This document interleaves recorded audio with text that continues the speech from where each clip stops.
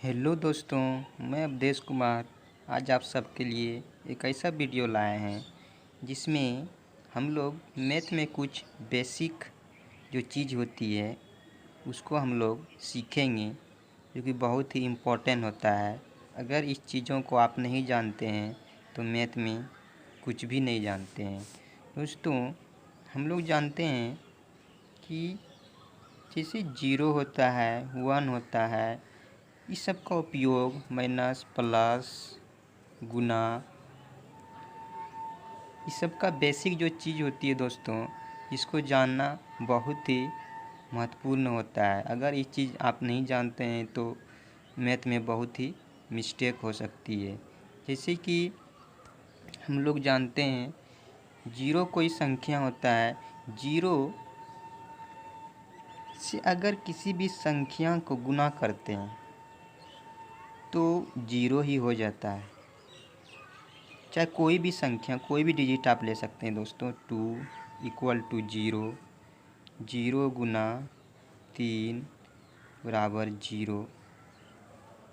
कोई भी digit 2 into 0, क्योंकि यहाँ 0 दिखाई दे रहा है दोस्तों, तो ये भी 0 हो जाएगा, ये भी 0 हो जाएगा। उसी प्रकार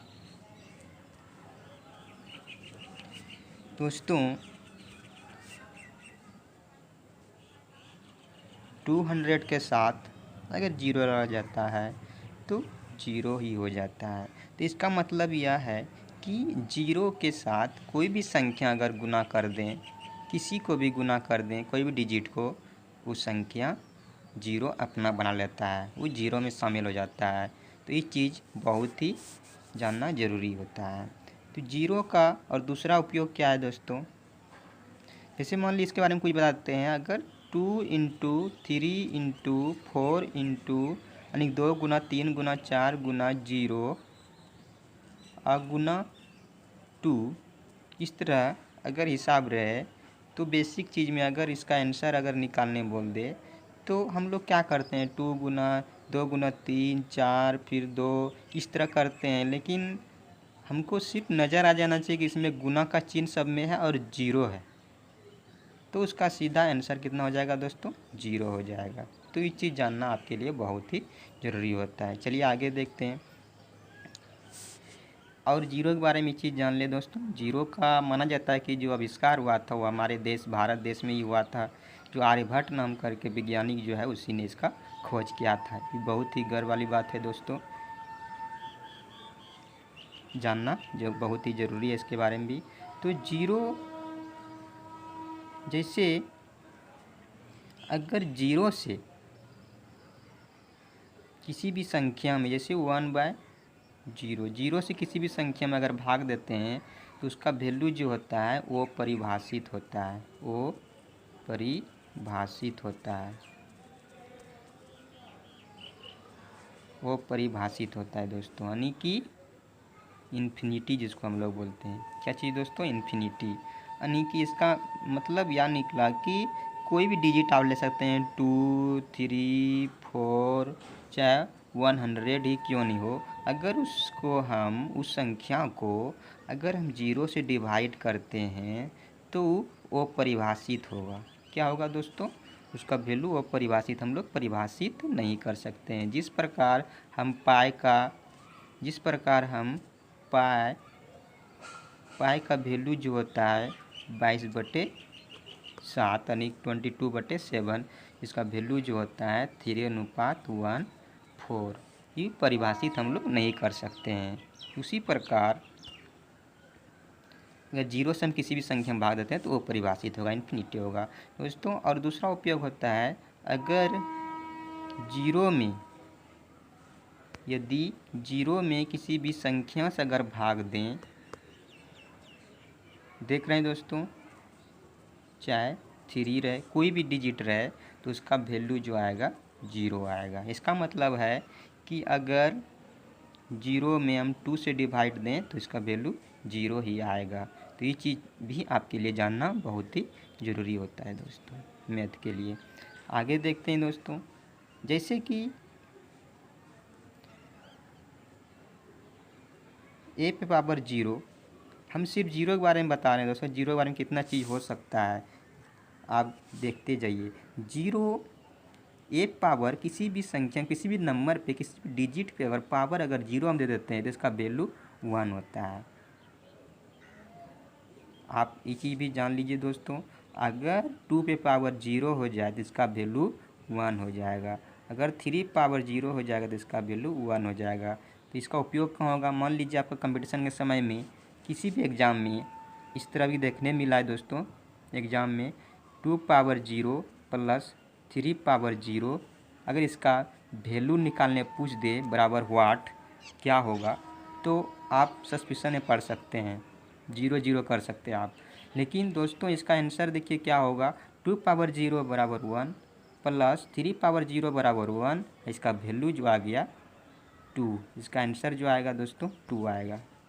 अब देख रहे हैं जीरो का जो मान होता है अलग अलग जगह पे चेंज होता है। और आगे देखते हैं दोस्तों, जैसे कि हम 1 कोई संख्या लेते हैं, 1 के साथ किसी को हम गुना अगर करते हैं तो उसका वैल्यू जिसके साथ हम गुना करते हैं वही हो जाता है। जैसे कि 1 के साथ अगर हम 2 गुना करते हैं तो 2 ही होगा। 1 के साथ अगर हम 4 को गुना करते हैं, 4 को मल्टीप्लाई करते हैं तो 4 ही आएगा। 1 को अगर हम 3 से गुना करते हैं तो 3 आएगा। इसका मतलब यह हुआ दोस्तों कि 1 को हम किसी भी संख्या से गुना करें तो जिस संख्या से हम गुना कर रहे हैं वही उसका आंसर आएगा। ये चीज़ भी जानना आपके लिए ज़रूरी होता है दोस्तों। अब आगे आते हैं प्लस माइनस गुना, इसके बारे में भी जानना कुछ बेसिक चीज़ है जो जानना चाहिए। इससे दोस्तों प्लस गुना माइनस बराबर माइनस होता है, माइनस गुना माइनस बराबर प्लस होता है, माइनस गुना प्लस बराबर माइनस होता है। ये चीज़ भी आपके लिए जानना मैथ में बहुत ही ज़रूरी होता है। जो इसका उपयोग जो होता है दोस्तों अलजेब्रा में होता है। कहा जाता है कि अलजेब्रा एक ऐसा चीज़ होता है जिसमें प्लस माइनस का ही झगड़ा होता है, यानी कि अलजेब्रा प्लस माइनस का झगड़ा समझ सके तो समझो, नहीं तो दिल घबरा। इसलिए दोस्तों घबराना नहीं है, इसका सामना करना है और प्लस माइनस को सॉल्व करके दिखाना है। कहीं भी इस तरह नज़र आए गुना रहे बीच में, प्लस अगर माइनस रहे तो माइनस होगा, माइनस और माइनस रहेगा, गुना रहेगा बीच में तो प्लस होगा, माइनस गुना प्लस बराबर माइनस होगा। ये चीज़ भी बहुत ही ज़रूरी होता है मैथ के लिए जानना। आगे देखते हैं इसका उपयोग कहाँ होगा दोस्तों। जैसे कि मेरे पास -5 -3 अगर आ गया तो इसका आंसर क्या आएगा? देखिए दोस्तों दोनों को क्या करना है, जोड़ना है। माइनस माइनस चिन्ह है, दोनों आपस में क्या होगा, जुट जाएगा, लेकिन चिन्ह भी क्या होगा, माइनस होगा, यानी 5 3 8। अगर -5 गुना -3 अगर रहे दोस्तों तो हम लोग क्या करेंगे, गुना तो करेंगे लेकिन चिन्ह क्या होगा, 5 3 15, लेकिन चिन्ह होगा माइनस गुना माइनस बराबर प्लस। आपको बता चुके हैं आगे, ये प्लस ही हो जाएगा क्योंकि प्लस ऑलरेडी इसमें प्लस छिपा रहता है, इसको प्लस देने के 15 में दरकार नहीं है, ये ऑलरेडी प्लस में ही है। उसी प्रकार 5 गुना माइनस अगर 3 रहे, ब्रैकेट में दिया जाता है दोस्तों। अगर माइनस कहीं चिन्ह रहे तो उसको ब्रैकेट में दे दिया जाता है, अगर प्लस माइनस कुछ भी रहे तो 5 3 15 -15 हो जाएगा। कैसे दोस्तों, जैसे कि यहाँ माइनस का सिर्फ चिन्ह है और ऑलरेडी 5 के आगे क्या है, प्लस है, इसलिए आपको बता चुके हैं प्लस माइनस क्या होता है, माइनस होता है। इसका आंसर जो आ जाएगा -15 आ जाएगा। आगे देखते हैं दोस्तों, जैसे कि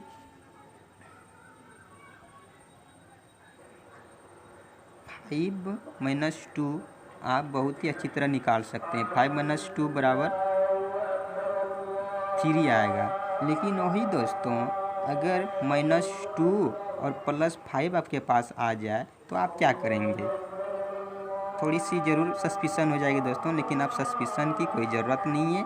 आपको करना क्या है, चिन्ह किसका बड़ा है, प्लस का है, आपको घटाना तो है ही, ऑलरेडी इसको घटाना ही है, लेकिन चिन्ह जो होगा वो बड़ा का चिन्ह होगा। जैसे घटाना -2 घट जाएगा तो 3 आ जाएगा, लेकिन प्लस का ही चिन्ह रहेगा, ये आंसर इसका 3 ही आएगा दोस्तों। लेकिन इसी प्रकार -3 और +2 अगर आ गया, अगर इस तरह रहे दोस्तों तो घटेगा, लेकिन अगर 3 में 2 घटेगा दोस्तों तो क्या आएगा, 1 आएगा, लेकिन चिन्ह किसका होगा, माइनस का होगा। देखिए बहुत ही बेसिक चीज़ होता है दोस्तों, जो कि मैथ में परेशानी में डाल सकता है, इसलिए ये चीज़ भी जानना आपके लिए बहुत ही ज़रूरी होता है।